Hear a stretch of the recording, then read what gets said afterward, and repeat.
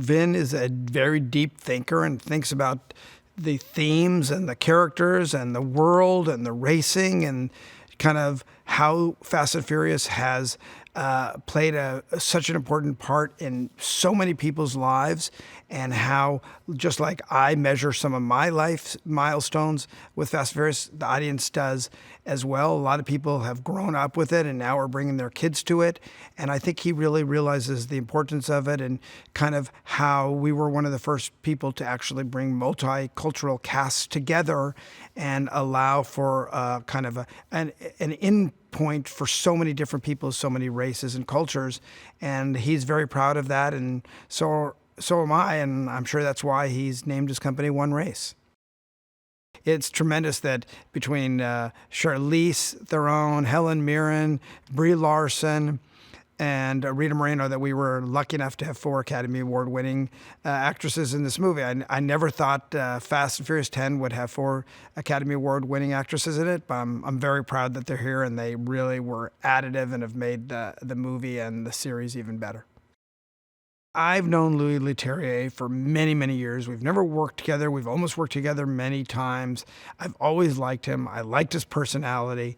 And when the situation arose where we needed a director to come in really quickly, I thought as much as their filmmaking skills was incredibly important, what I really thought is that you needed somebody with the personality of Louis to come in here and help wrangle everybody together, whether it was behind the camera, in front of the camera, could jump right in with really no prep, had to kind of make the movie based on everybody else's prep before he got here. And I think that his just temperament, his personality, his filmmaking skills, and his preparation on all the things he's worked on in the past had really made him the perfect choice to lead Fast 10. He's done an incredible job under incredibly high-pressured stakes.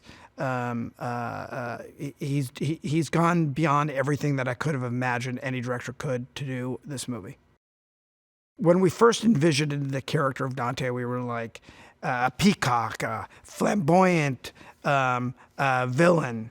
And when we started really talking about who that could be, there was very few people that could do that. And Jason was the first person we really kind of honed in on.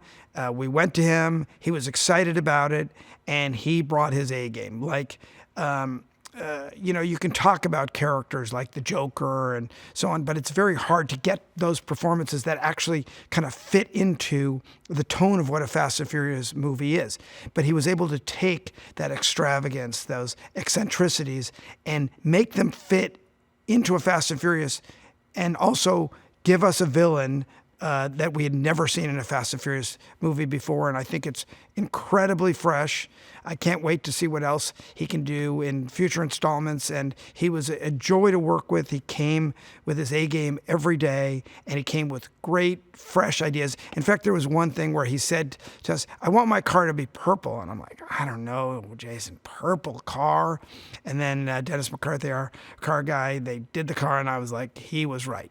He was right. It's a beautiful car, beautiful color, and it fit his character tremendously.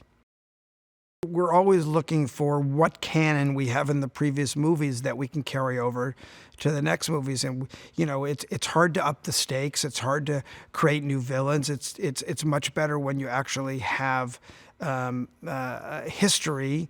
And unbeknownst to Vin, he had a lot of history with Dante's character. He just didn't know it.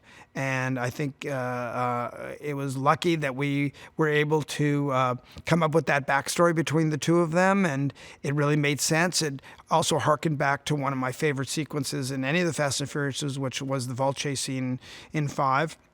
I remember standing on the street in Puerto Rico as we were shooting that vault chase, and I just couldn't believe that any government would allow us to actually pull a vault down the street and rip up their streets. And thank you, Puerto Rico, for letting us do that. But it was, as a producer, it was like, wow, we're actually doing this, and we're doing it real. So I think just having all that history of 5 carrying over into number 10, and those relationships make it more weighty and more interesting.